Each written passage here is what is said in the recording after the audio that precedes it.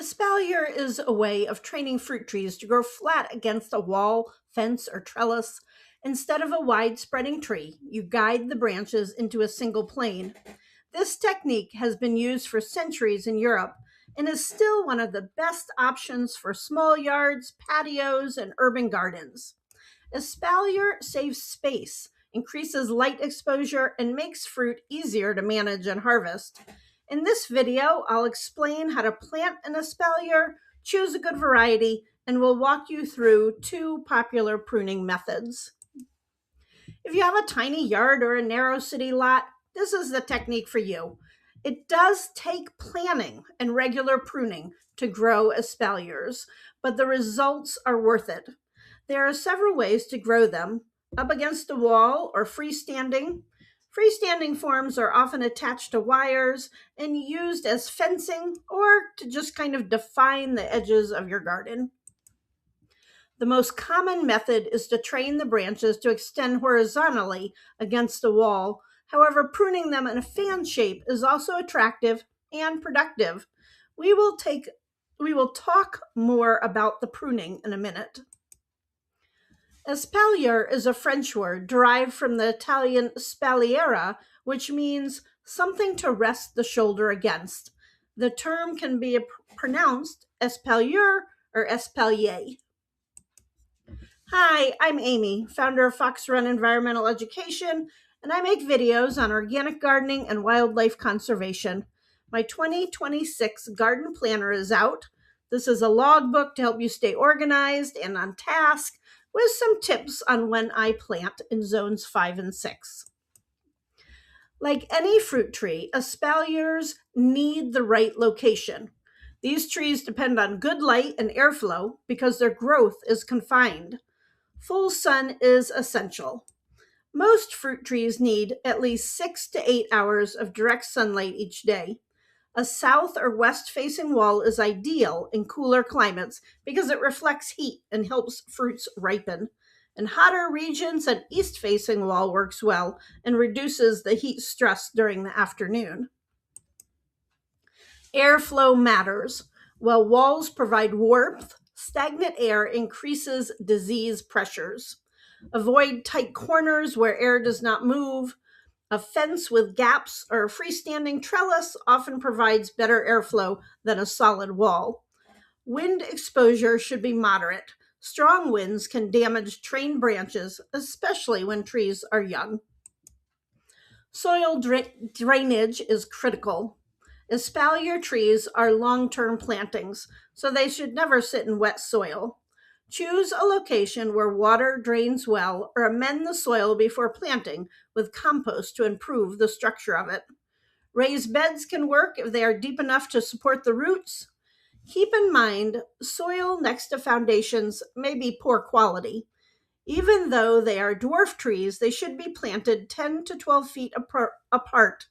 This is because you'll be training the branches to a horizontal or semi-horizontal shape. I've come up with a fabulous formula for planting my fruit trees. This produces a soil that is light, holds moisture, and provides nutrients. So to do this, I mix together soil from the hole, a gallon tub of peat moss, or the more sustainable choice is coconut coir, a gallon tub of well-aged compost, 2 cups of bone meal, and in the spring, because we don't want nitrogen in the fall, so in the spring I would add 2 cups of fish meal as well. Well, this method takes more time than just kind of digging a hole and sticking the tree in. It does pay off in the long run. Water the tree well its first year. It needs about an inch of rain or 2 gallons of water each week. Make sure to water the soil, not the tree. A good mulch around the base of the tree will help keep moisture in. You will need to select the right type of fruit tree for espalier training. Spur-bearing fruit trees, such as pears and apples, are well suited for espalier training due to their natural growth habits.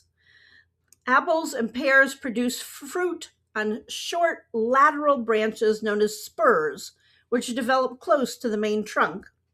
Choose a healthy young tree with flexible branches that can be easily trained into the desired shape. Spur bearing fruits often have a higher fruit yield in a smaller space compared to other fruit tree types, making them a practical choice for those looking to maximize fruit production in a small space. Plums, apricots, and peaches are doable and they enjoy the warmth of a wall, but they require more management. Stone fruits tend to fruit on younger wood and do not tolerate heavy pruning quite as well. These trees are best for fan shapes rather than the horizontal. Dwarf cultivars are easier to train than standard sized trees. Rootstock choice matters. They control tree size and make long term training manageable. A rootstock is the root system and lower trunk of a grafted plant, serving as the foundation into which a desired variety, the scion, is attached. For a smaller dwarf apple tree, Bud 9 or M9 are best. Dwarf pear trees are grafted on quinces often. Look for quince A or quince C rootstock. If you're looking for something a bit taller, M27 or G16 are good ones to look for. Reputable nurseries will know what their fruit trees are grafted on.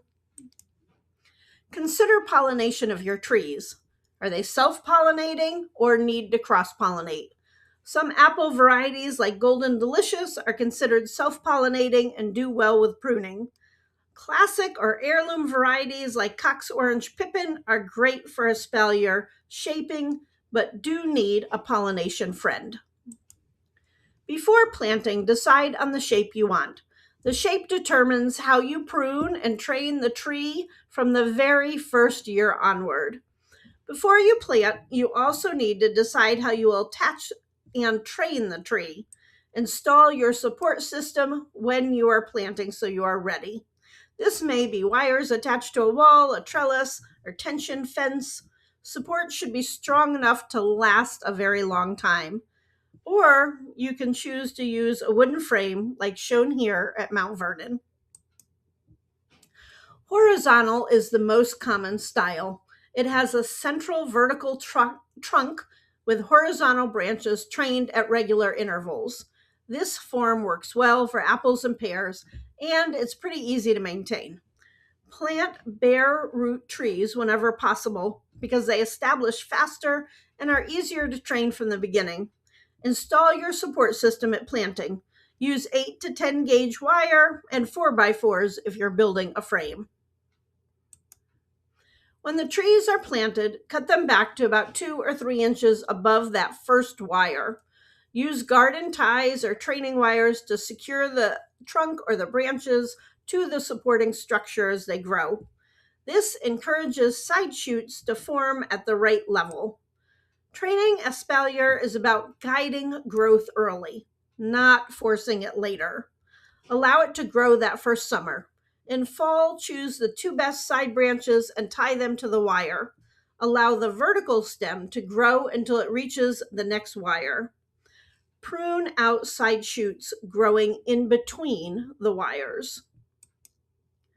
Regular pruning is essential to maintain the shape of the espalier fruit tree and promote fruit production.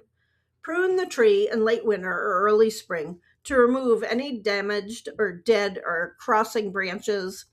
Time your cuts. For example, if a stem is pruned back to just above a bud in winter, it will force vigorous new growth in the spring. If, however, the stem is pruned back in summer, it will become a spur that will produce fruit. The other popular and beginner-friendly design is the fan. Fan espalier spreads branches outward like a fan from a low trunk.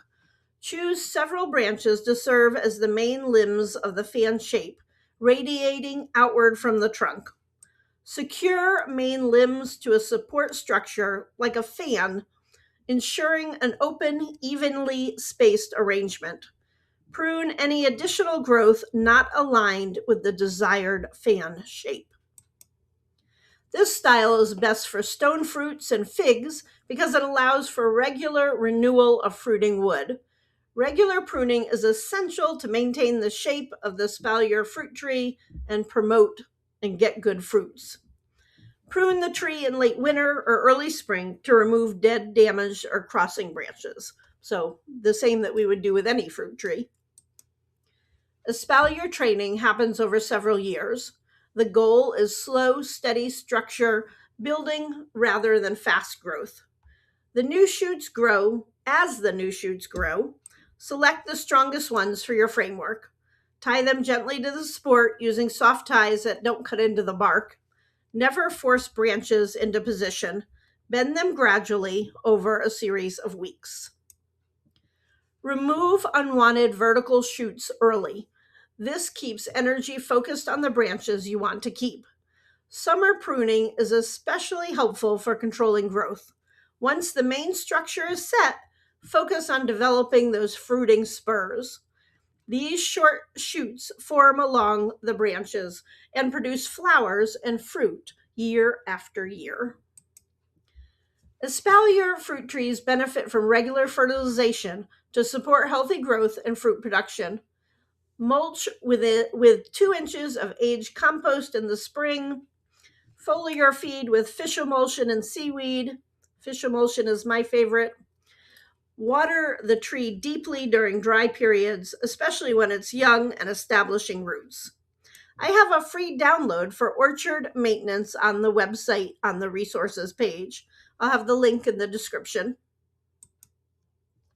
As your tree matures, it'll begin to produce fruit along its trained branches. Harvest the fruit when it's ripe and enjoy.